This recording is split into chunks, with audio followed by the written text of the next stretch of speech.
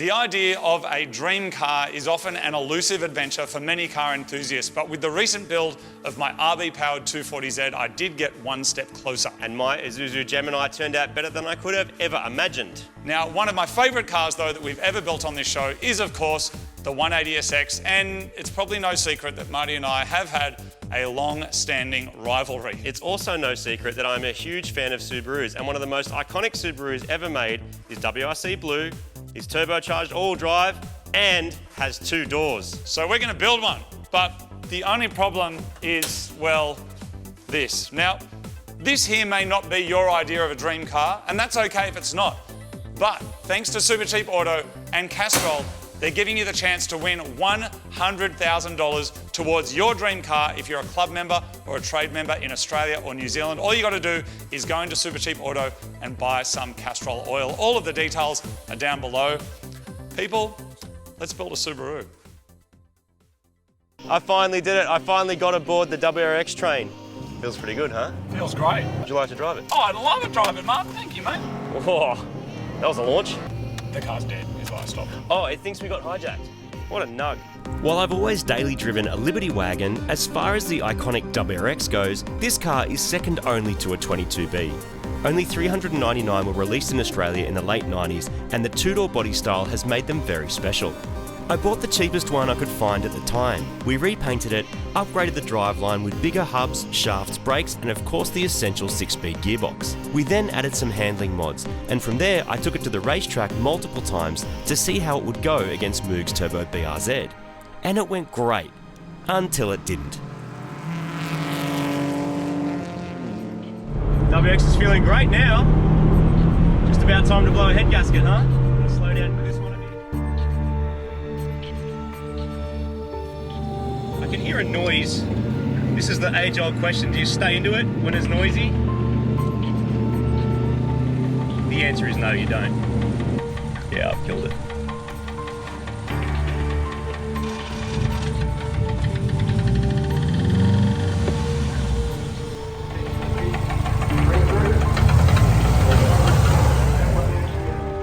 That's known as bye-bye STI. I have blown the motor.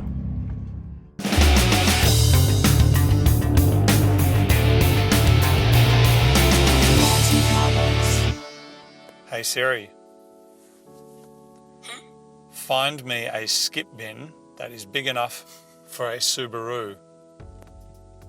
Okay, I found this on the web for find me a skip bin that is big enough for a Subaru. Check it out. Nice. All right, should I just order one now? Well, if you squint, the skip bin and the 180 would probably look very similar, wouldn't they? They'd probably smell similar. That's actually true. Should we put it in the bin and just go get a different car? No, dude, not this car. This car's amazing. Okay. It's the engine. It's the engine needs, something's got to happen. I don't know whether we have to yank it. I want to work out what's wrong with it. Okay. We have to yank it. I know what's wrong with it. What? It's... Yeah, okay. But beyond that, the solution is either rebuild what's there, get a short block and use bits of the original engine that aren't rooted, or just slap in a good, like new second-hand engine, which is by far the easiest way, but I don't know for sure which is the best way yet. There's the fourth option. Which is? Order me a bin. What is it, Martin? What is it with you and Subarus? I tried. You know I tried. I drove an STI for a little while. I drove a Forester for a little while. Yep. Like, they're ugly. Like, everyone knows that, but that's fine. But they're functional. Taste is in the eye of the beholder. You know what? They are, a lot of them, this bit in particular, I'll talk for this one. Light, all-wheel drive. They are excellent track cars, but you can also live with them. They're really fun in twisty roads. It's not an excellent track car, is it? Well, when the engines stay together, they're excellent track cars. They have a really fun driving feel, nice sitting position. You got aircon, you got all the stuff you need, and really, honestly, pretty cheap. You know, if you just want to get a very basic GC80 this model, not a 2-door or 4-door, it's cheap fun, man. But the engines do blow. They can go wrong. Yeah. Which is the only issue. I'll be totally honest with you, Martin. I don't totally get it, but I get you. And so I'm going to help you. Thank you, mate. In whatever small or large capacity you require. We just got to rip it apart and figure it out. I know what we're going to do. What? Can I put some of it in the bin, just some of it, and then we'll get some new stuff that you can have. But some of it has to go in the bin. By the end of this video, I will put some of it in the bin.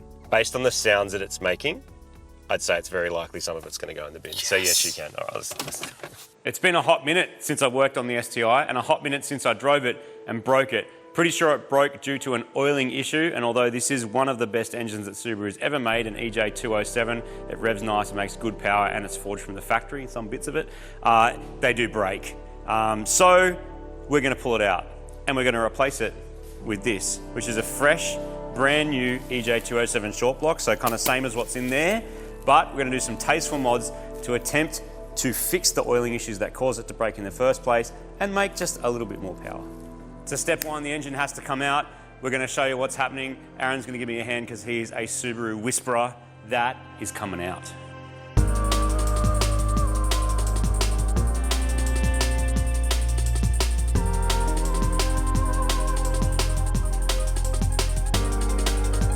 So clearly Aaron's done a lot of these, sometimes more than one in a day, as his work as a Subaru technician. And as such, I've set a stopwatch because I'm just curious. No pressure. Actually, wait, I'm helping, so they'll slow us down.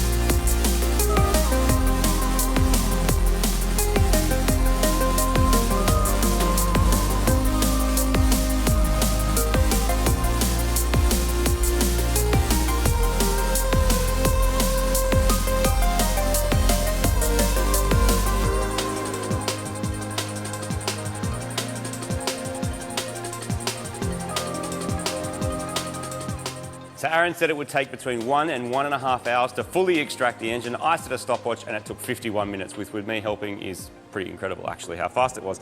Right now we're going to pull down this EJ207 that we just extracted from the car and we're just going to rip it apart and see if we can work out what went wrong. So Aaron, in your work as a legit Subaru tech, are you still doing GC8 stuff?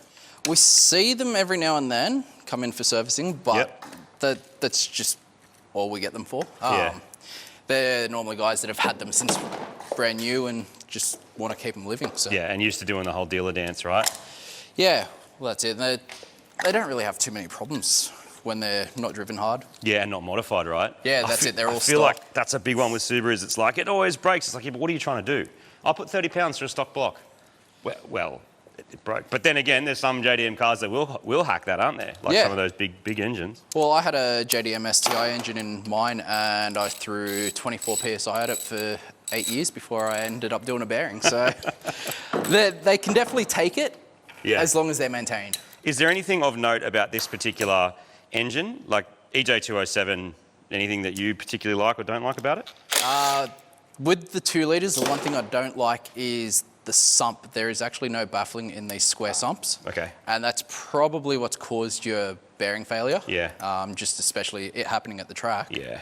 Just It's so fun on the track. And they are. Here's They're the other great. thing, like I was talking about this the other day, is that people, you know, they do hang shit on Subarus, and I'll keep talking about it because it's just the truth. But when you go to a track day, particularly like a you know, one with lots of Japanese cars, Subarus are always so represented. Yeah. And there's people just thrashing them all day long. And you go, oh, it's going to blow up, but then it doesn't. And then they come back to the next track day, and a lot of Subaru people are really into that. They love it. Like all the Subaru people that I know in car clubs and stuff, they're at the track every week. Yeah, just doing it, eh? There's so many clubs as well. It's pretty cool. You know, I like that. I like that when people actually go and use their cars. I mean, there's hoist queens and garage queens and stuff that sits around for lots of reasons, but nothing like getting out there and using it, which I was really enjoying doing with this car because it was so fun to drive. So I want to get back to that. I want to take it back to the track. It'll be back there better than ever. Yeah, make it survive. These turbocharged Boxer EJ engines came out in the late 80s and retired a full 30 years later.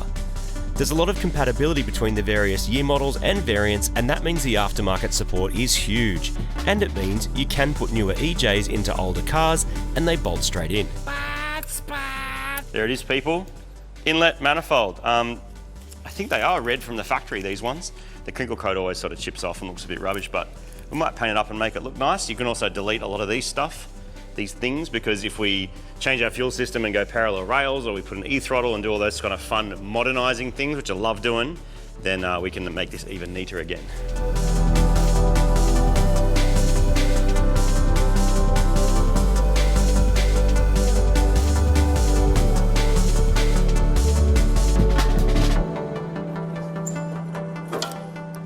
So that is the turbo. In this case, it's a VF28. So back in the day, these were a good upgrade if you had a really basic WRX or an RS Liberty or even a Forester. Putting STI turbos and all that sort of stuff on could really bump your power. 200 kilowatts was kind of the limit for these 2 litres back in the day in terms of what you could get out of the fuel systems. Ethanol wasn't really a thing, so if you were putting like 20 pounds through a little 2 litre with one of these, you were probably having a good time. Not a bad turbo for a stock setup, and actually still worth money, interestingly, all this time later.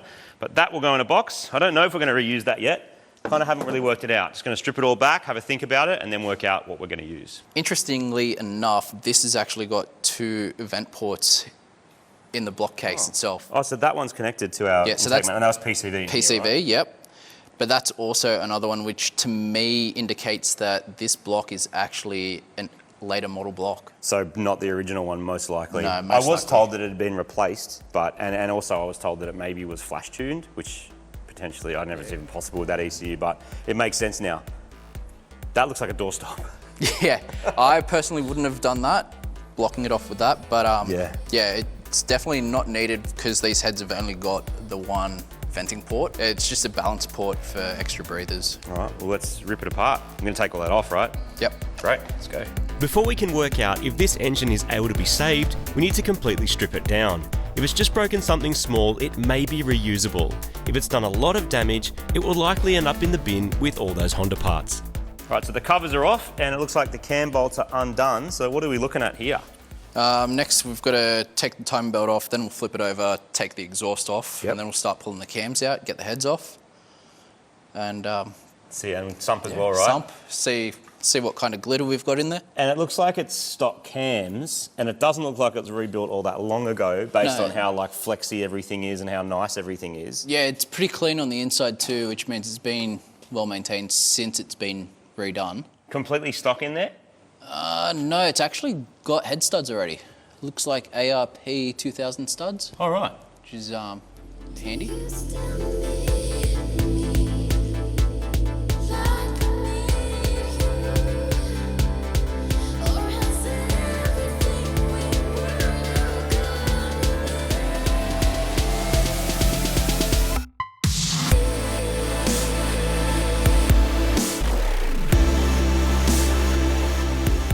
One of my favourite jobs is removing sumps because of the sound change when it finally lets go. Let's see if it does it. Yeah, it's going. Hey! Look at that. The dipstick out. It's already unbolted. There we go. Sump is off. And actually, not much glitter in there, but one of those rods, I guarantee it is not happy, so let's have a look.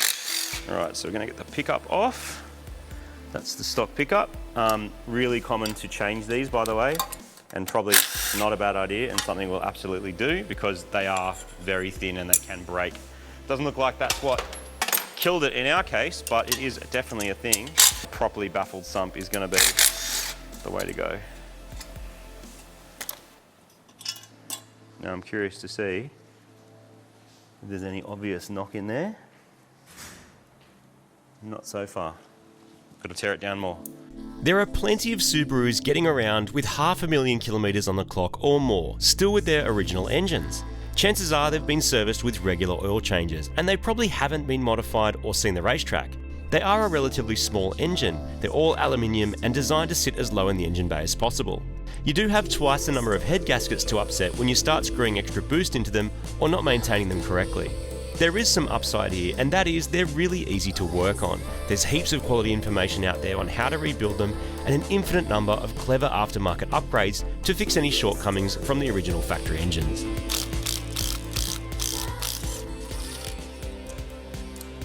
Don't do it with a gun.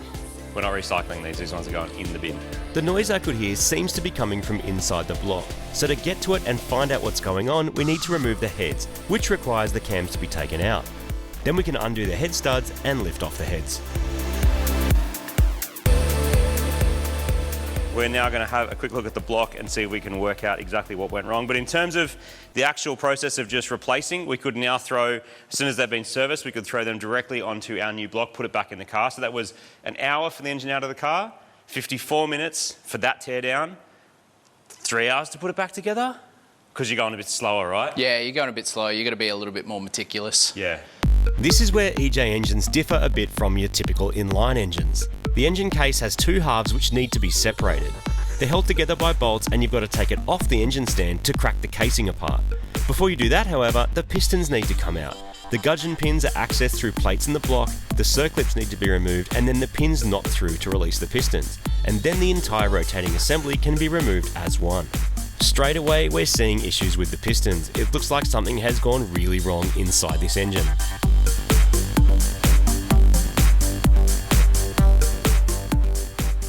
So the top of the pistons look pretty healthy. Bit of carbon's normal, all gets burnt off.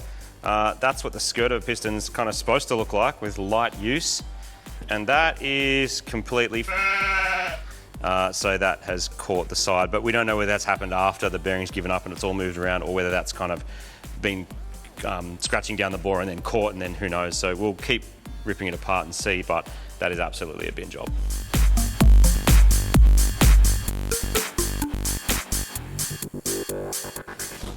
Bearings actually don't feel too bad. But it's very, very clear. That's the main culprit. But would that make noise?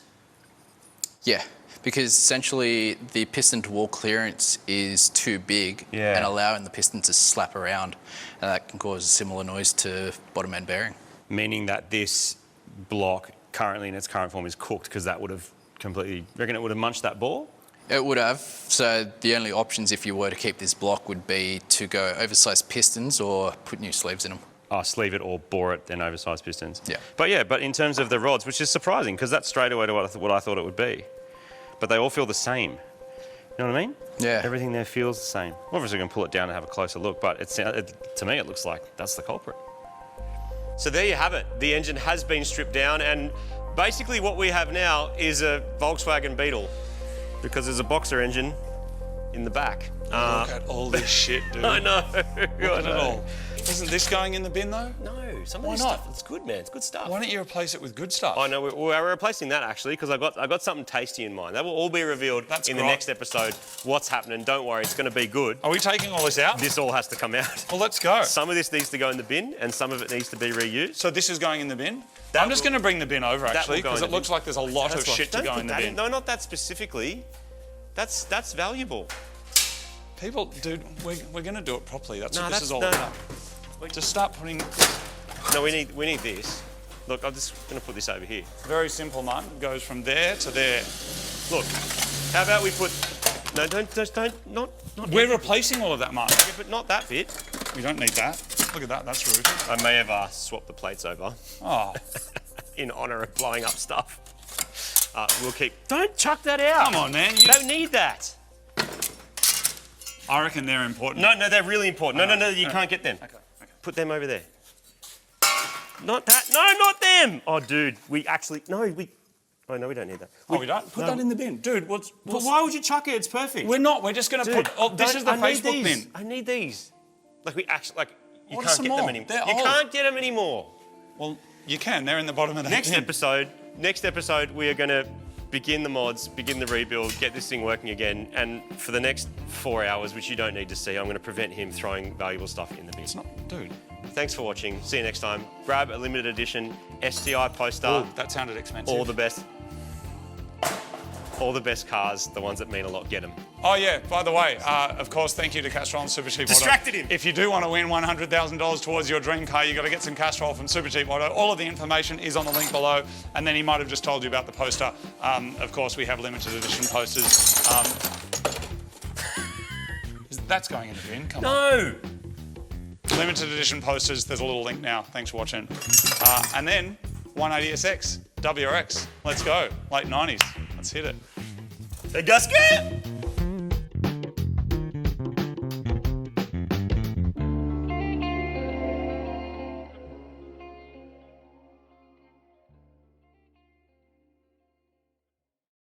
Do you actually need any of this shit? Those screws, you can't get them. Well, you can. They're in the bottom of the bin. Can you I get already them? said that. It's not my car. Can you get the screws? If you ask nicely. The screws? No, I need them. Like, Yeah, they're in there. You'll find them. we put this on something else. This is all good stuff, dude. This STI stuff. Just take it out. This isn't going in the bin. This is good, man. You might see the light one day and you might want an STI, and then I'll have the stuff for you and I'll store it in your spot for like the next 5 years, and then one day you'll be like, oh, I wish I had an STI, and you will have been glad that I kept it. And those screws that you just chucked in the bin, that's now in like a, yeah, that doesn't look good. That will be able to go in your car. That's mine. You don't have to You're pretend going to get you a need cool this like stuff. STI Forester or something one day? No. What, you love Foresters? Not my dream, dude. But you love Foresters. Your dream. You don't want to be in my dream or slipping around in goo and stuff, do you?